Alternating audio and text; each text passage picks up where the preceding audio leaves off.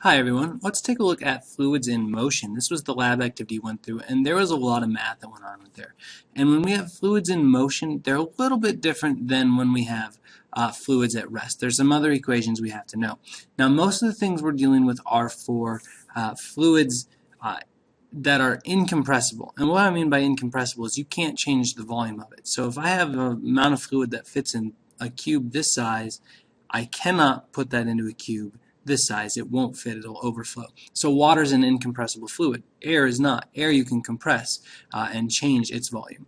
So first thing we have is the equation of continuity. And the equation of continuity just states that the volume into a pipe or opening or whatever has to equal the volume out because we can't put extra fluid in here. And we just calculate that volume in, the rate the volume is coming in a way that makes sense. So remember, volume is equal to area.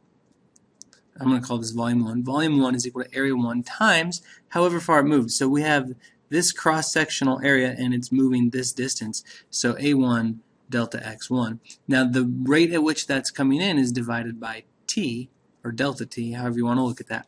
Now that volume in has to equal the volume that's coming out, otherwise we'd be compressing and putting more fluid into this. And so this has got a bigger area, so this is equal to A2. It moved a distance, delta x2, but it did it in the same amount of time, delta t.